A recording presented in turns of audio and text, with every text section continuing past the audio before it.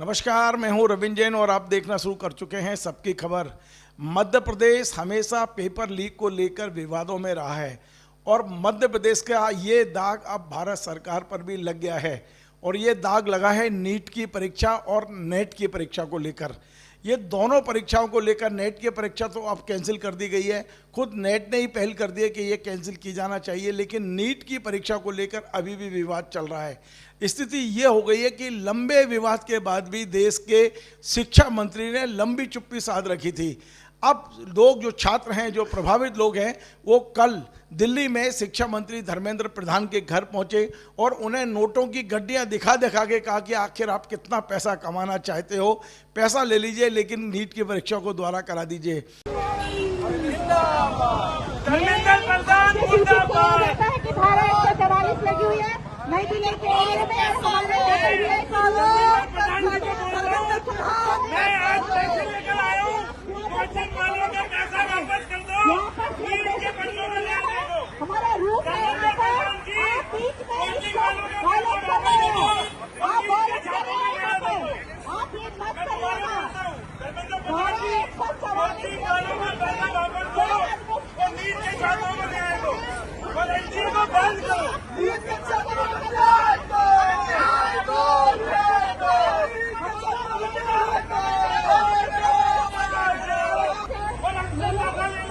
हम देश के छात्रों से पैसे इकट्ठे करके धर्मेंद्र प्रधान जी को पैसा दे देंगे, पर नीट के छात्रों को न्याय दे दो। हम आज उनके लिए पैसा लेकर आए हैं, हम आज उनके लिए पैसा लेकर आए हैं। धर्मेंद्र प्रधान जी,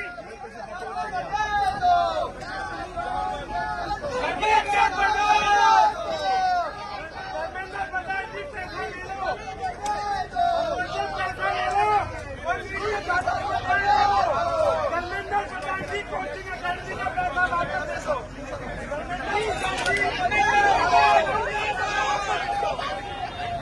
आज एक और घटना हुई कि धर्मेंद्र प्रधान दिल्ली विश्वविद्यालय में योग करने के लिए गए थे, लेकिन लोगों ने वहां नारे लगा के उन्हें वापस जाने पर विवश किया है।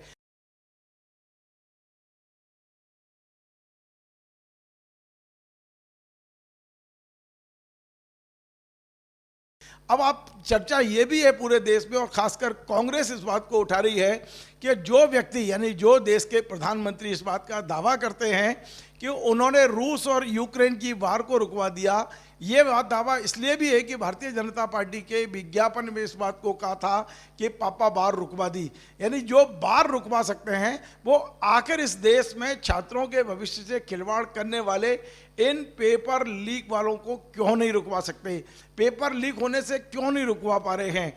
एक और बड़ी बात यह है कि बिहार के उप मुख्यमंत्री ने ऑन कैमरा स्वीकार कर लिया है कि बिहार में नीट का पेपर लीक हुआ था, वहाँ जो पकड़े गए हैं उन्होंने पुलिस को बयान दिया है। एफआईआर में ये बात आ गई है कि एक दिन पहले नीट का पेपर आ गया था, बच्चों को पूरा रटाया गया और यहाँ तक चर्चा है कि 40-40 लाख रुपए तक में नीट के पेपर गए हैं। आखिर ये हम किस दिशा में बढ़ रहे हैं, हम अपनी युवा पीढ़ी से किस तरह खिलवाड़ कर रहे हैं, बहुत सारी सवाल हमारे सामने खड़े हुए हैं। क्या नीट का पेपर दोबारा होगा या केवल उन्हीं 1500 लोगों के पेपर होंगे जिन्हें ग्रेस मार्क दिए गए थे और सुप्रीम कोर्ट ने खुद नीट ने कहा कि हम इनकी परीक्षाएं दोबारा कराएंगे।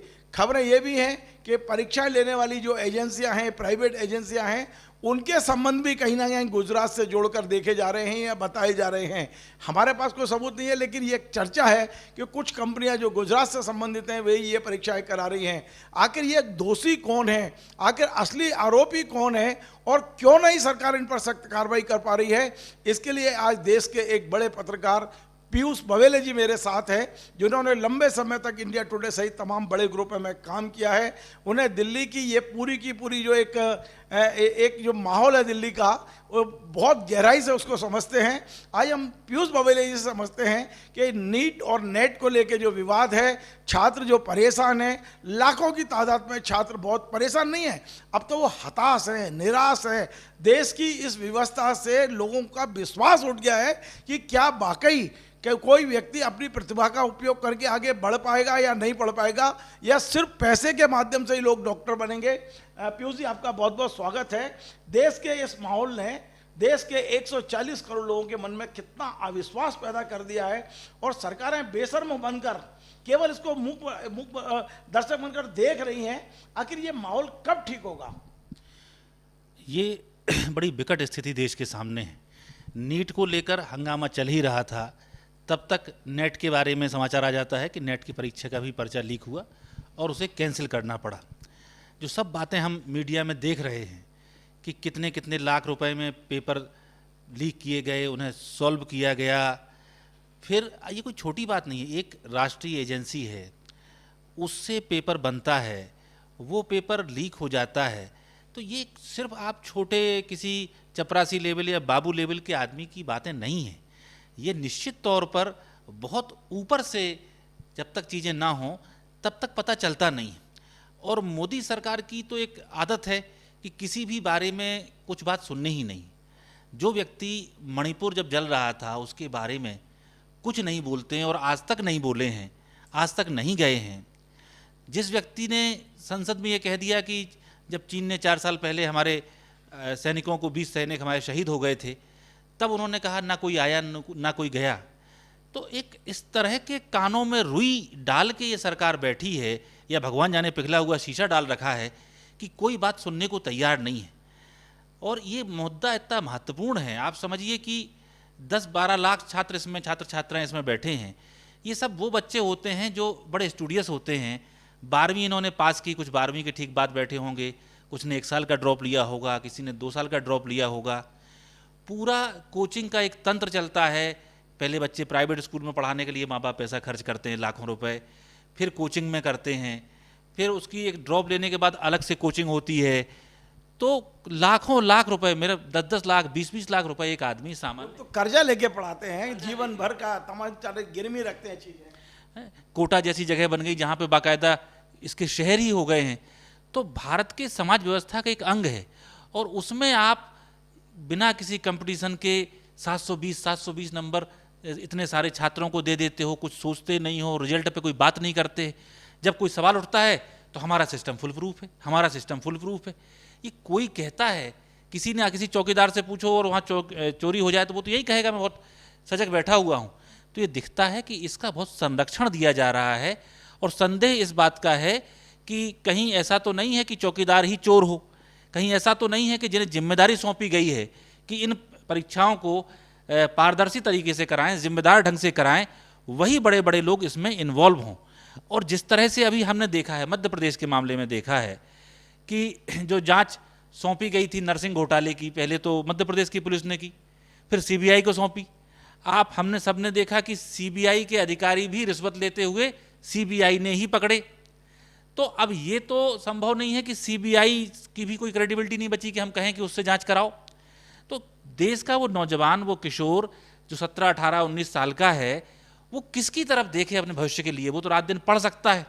जो लोग 18-18 घंटे कैमरे के सामने प्रहसन करने को काम करना कहते हैं, वो वाकई 18 घंटे मेहनत करने वाले इन छात्रों की तरफ थोड़ा देखें और ऐसे समझें कि उनके खुद का नाती पोता अगर इस अवस्था में होता तो वो क्या करते। ये जब कोई शिक्षा मंत्री या प्रधानमंत्री सोचेंगे कि मेरे परिवार का बच्चा है, सिर्फ ट्विटर पर लिख देना कि मोदी का परिवार पर्याप्त नहीं है, इनकी वेदना को अपने बच्चों की तरह समझेंगे, तो हमें आपको बहस नहीं करनी पड़ेगी और ये सही नतीजे पर पहुंचेंगे। लेकिन देश के राजा के तो बच्चे ही नहीं हैं, उसे महसूस कैसे होगा कि बच्चों का मतलब क्या होता है? अब इस बात पर हम नहीं जाते, लेकिन हम ये मानते हैं कि जो व्यक्ति पंच को परमेश्वर माना गया है, जो उस गद्दी पे बैठ गया है, वो सबको महसूस करे, और उनका परिवार हो या ना हो, अगर देश ने उन्हें प्रधानमंत्री माना है तो उन्होंने तो परिवार का मुखिया उसे मान ही लिया है। लेकिन इन चीज़ों को ध्यान से देखिए। कल एक बहुत महत्वपूर्ण प्रेस कॉन्फ्रेंस राहुल गांधी ने की।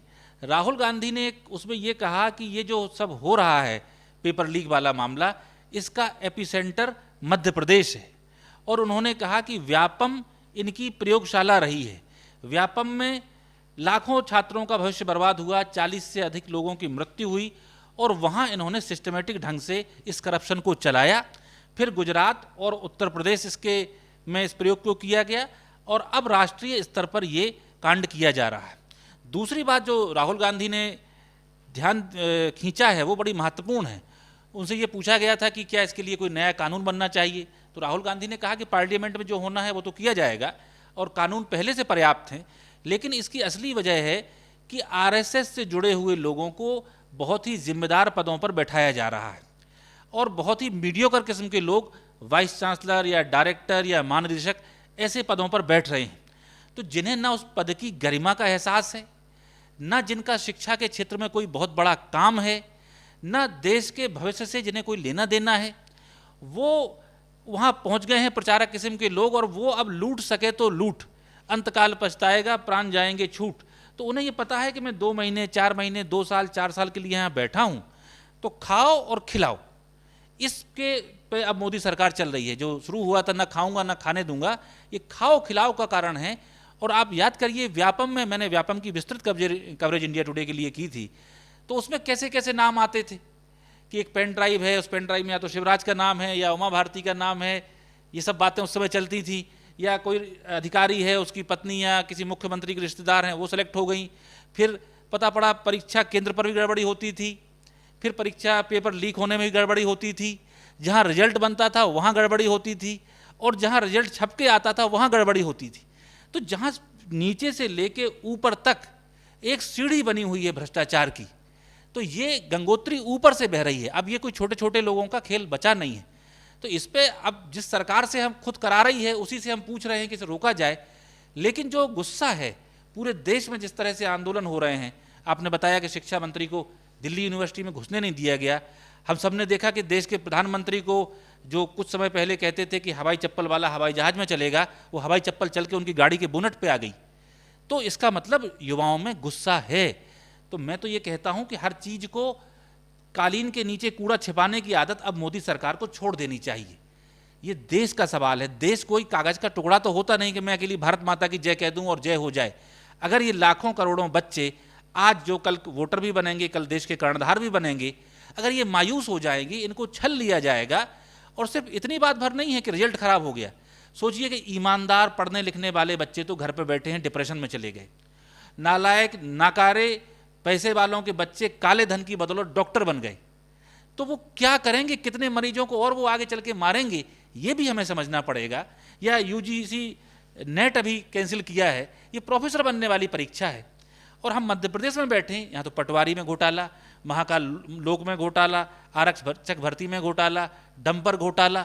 तो जो राहुल जी ने कल कहा कि घोटाले यहाँ से शुरू हुए, तो इतने घोटालों की 108 गुड़िया की माला बनने वाली है, इस पर लगाम लगना बहुत जरूरी है।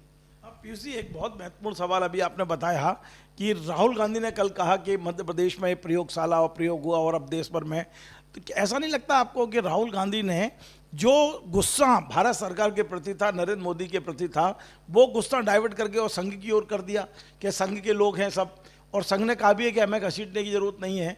तो छात्रों का जो गुस्सा होना चाहिए सरकार के खिलाफ, जिम्मेदारी तो सरकार की है, हम संघ को दोष कैसे दे सकते हैं? रविंद्र जी, अगर हम गौर से देखें तो जो शिक्षा का महकमा है मोदी सरकार में या भाजपा की राज्य सरकारों में, वो आरएसएस ही चलाता है। आप देख लीजिए वाइस चांसलर्स की नियुक्ति करने की जिम्मेदारी असल में किसके पास है, राजभवन को कौन लिस्ट भेजता है। और जो शिक्षा मंत्री हमने इसके पूर्व के भी देखे हैं, इन्हें भी देख रहे हैं, वहाँ आरएसएस के लोग बैठे हुए हैं, वही बता रहे हैं कि क्योंकि इसमें इन्होंने एकमात्र महकमा, जैसे मैं कह सकता हूँ कि सीधे सीधे आरएसएस के पास है। दूसरा ये कहना कि आरएसएस और भाजपा कोई अलग तो है नहीं, मोदी जी प्रचारक ही थे, जितने लोग हैं वो सब प्रचारक रहे ही हैं। तो इस मुद्दे को वहाँ ले जाना, माने उनको बख्शा नहीं जा सकता उसकी, क्योंकि अगर आप सही समस्या की ओर उसका डायग्नोसिस प्रॉपर नहीं करेंगे तो मामला भटक जाएगा।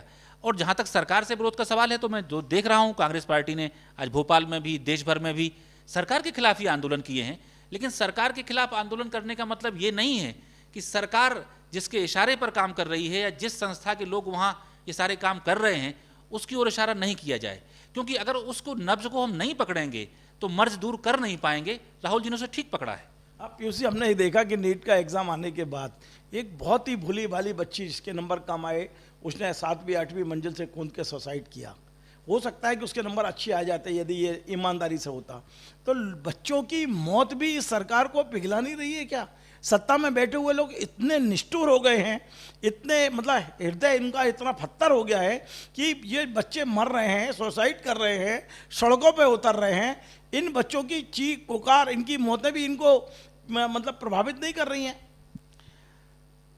इस सरकार को इंसान से कौन सा सबका है ये हम सब देखते हैं। बच्चों की मौतें इन्हें प्रभावित नहीं कर सकती। हमने देखा कि जब 40 से अधिक मौतें व्यापम में हुई थीं तो तत्कालीन मुख्यमंत्री शिवराज सिंह चौहान ये कहा करते थे कि मैं तो विसिल ब्लोअर हूँ, और सुप्रीम कोर्ट को ये कहना पड़ा था कि अब हम और कोई मौत नहीं होने देंगे। आप कोरोना काल को याद कर लीजिए, लाखों लोग मरे, लेकिन यूनिसेफ की जब रिपोर्ट आ गई कितने लोग मरे तो सरकार ने उस रिपोर्ट को स्वीकार करने के बजाय उसका खंडन कर दिया। आपने वो दौर देखा होगा कि लोग पैदल चले जा रहे हैं, लोगों के पाँव में छाले पड़ गए, छोटे छोटे बच्चे जा रहे हैं। आपको वो घटना भी याद आएगी कि जब ट्रेन के ट्रैक पर 20 लोग कट के मर गए थे और वहाँ रोटियाँ पड़ी हुई मिली थी। क्या प्रधानमंत्री की आंख से एक आंसू टपका था? तो जो लोग हमारे जवानों के सरहद पर शहीद होने पर कुछ नहीं कहते हैं, जो हमारे नागरिकों के सड़कों पर मर जाने पर जिनके मन में कोई पीड़ा नहीं आती है, मणिपुर पर देश की बेटियों को निर्वस्त्र कर नंगा घुमाने के करुण दृश्यों पर जिनकी आंख में पानी नहीं आता है, वो इन मासूम बच्चों के प्रति उनके मन में कोई संवेदना होगी।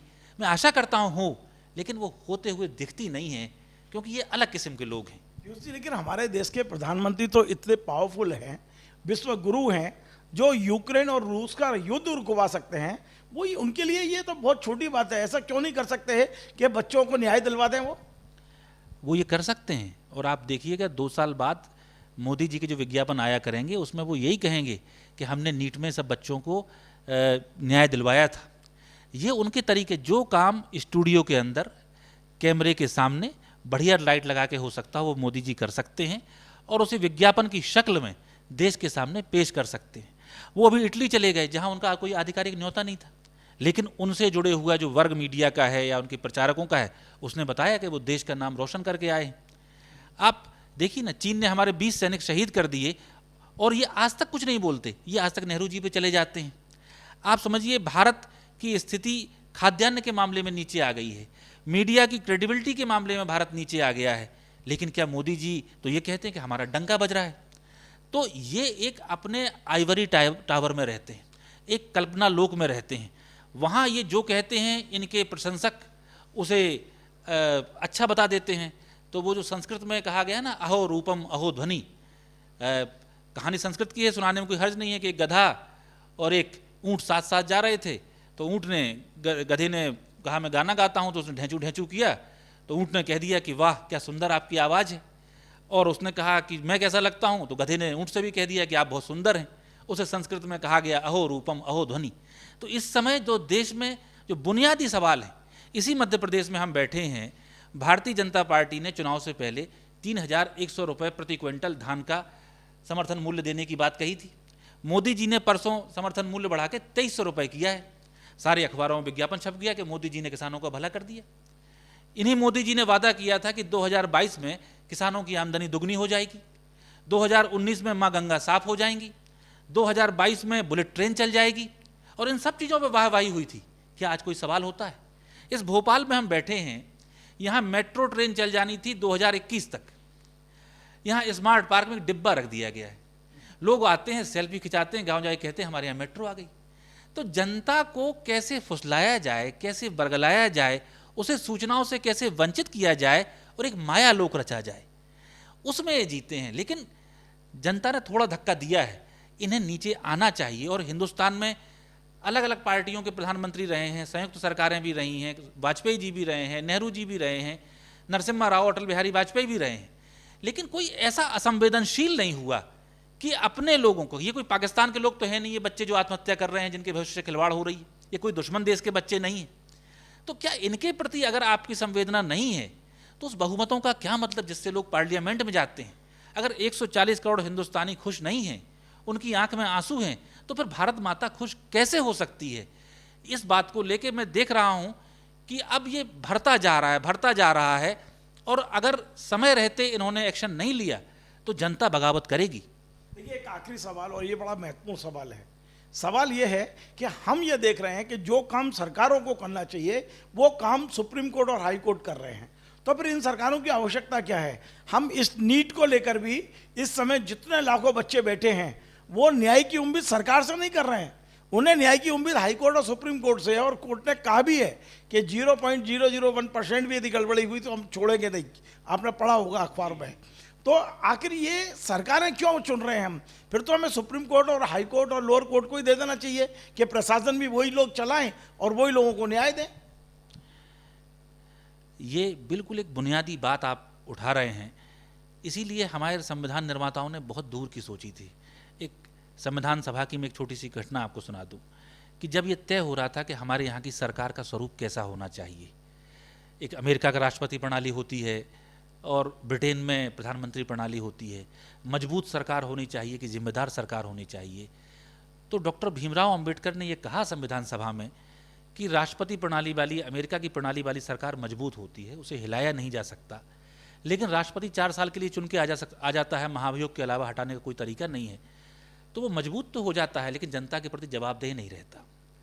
भारत में हम पार्लियामेंट वाली सरकार लाएंगे जो जवाबदेह हो, जो बहुत स्थायी तो नहीं होती क्योंकि उसका बहुमत कभी कम हो जाए, कुछ लोग चले जाएं तो वो गिर सकती है, लेकिन हमें एक जिम्मेदार और जवाबदेह सरकार चाहिए। ये मूल प्रतिस्थापना थी, मूल सपना था संविधान निर्माताओं का। और इसीलिए कार्यपालिका, न्यायपालिका और विधायिका को अलग अलग बनाया गया है। माने कि पार्लियामेंट के अंदर इसी सरकार का रोल विधायिका का हो जाता है और बाहर वही कार्यपालिका बन जाती है। ये डिस्ट्रीब्यूशन ऑफ पावर किया गया है। लेकिन जब कोई अपना पक्ष ढंग से निभाता नहीं है, अपने जिम्मेदारी नहीं निभा पाता है, जैसे गाड़ी 4 पहियों पे चलती है और एक पहिया गड़बड़ हो जाए तो बाकी 3 पे लोड आता है, लेकिन गाड़ी लड़खड़ाने लगती है। तो अगर बार बार सरकार के हिस्से के काम सुप्रीम कोर्ट और हाई कोर्ट को करने पड़ेंगे तो ये अविश्वास भी बढ़ेगा, देश का लोकतंत्र भी कमज़ोर होगा और नेताओं की छवि बहुत खराब हो जाएगी। क्योंकि कोई भी एक बात अटल बिहारी वाजपेयी अक्सर कहते थे कि लोकतंत्र लोक लाज से चलता है। मैं इन घटनाओं को अच्छा नहीं मानता, लेकिन किसी ने चप्पल फेंक दी ना प्रधानमंत्री की तरफ। आखिर ऐसी नौबत क्यों आ रही है? प्रधानमंत्री के प्रति सबके मन में सम्मान होना ही चाहिए, सम्मानित पद है। तो वो जिस लड़के ने या लड़की जिसने भी गलती की हो वो अलग बात है, लेकिन ऊंचे पद पर बैठे हुए लोगों को छोटा नहीं होना चाहिए, उन्हें ऊंचाई दिखानी भी चाहिए। और न्यायालय में अगर बार बार बात जाएगी तो सरकार के बहुत से अधिकार न्यायालय के पास चले जाएंगे, जो कि देश के लोकतंत्र के लिए अच्छा नहीं होगा। बहुत बहुत धन्यवाद। तो आप थे देश के एक बड़े पत्रकार पीयूष बबेले जी, जिन्होंने दिल्ली में इंडिया टुडे जैसे तमाम सारी जगह काम किया, लेकिन आज उन्होंने जो बातें कही हैं वो एक एक शब्द मेरे सारे दर्शकों को सुनना चाहिए और आपको इस चीज़ को शेयर करना चाहिए। आखिर हम कहाँ पहुँच गए हैं? देश के 140 करोड़ लोग यदि अपनी सरकार के प्रति विश्वास नहीं कर पाए, उनके बच्चों को न्याय नहीं मिल पाया, सरकार न्याय नहीं दे पाई, तो आप सोचिए देश का हाल क्या होगा। पीयूष बबेले जी ने बड़े ही मतलब कहना चाहिए एक दुखी स्वर से कहा है कि अब ऐसा लग रहा है कि घड़ा भरता जा रहा है। और आप जानते हैं कि घड़ा भरने के बाद क्या होता है। कल परसों रात में जो बनारस में जो घटना हुई है उसका 2-3 बार उल्लेख पीयूष जी ने किया है। वहाँ प्रधानमंत्री जी बनारस की सड़कों पर थे, तभी उनकी कार पर किसी ने चप्पल फेंककर मारी। हालांकि हम इसका बिल्कुल समर्थन नहीं करते, निंदा करते हैं। प्रधानमंत्री बहुत सम्मानित पद है, लेकिन ये सुरक्षा में बहुत बड़ी चूक भी है।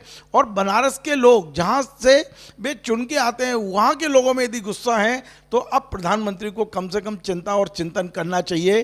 कम से कम इन बच्चों को यदि प्रधानमंत्री न्याय नहीं दिला पाए तो आप अंदाज लगाइए कि आपका प्रधानमंत्री बनना कोई मतलब नहीं है प्रधानमंत्री बनने का। यदि आपको हमारा ये कार्यक्रम पसंद आए, आप इसे शेयर करें, लाइक करें, कमेंट करें और आपसे बार बार निवेदन है हमारे इस चैनल को सब्सक्राइब अवश्य करें। धन्यवाद।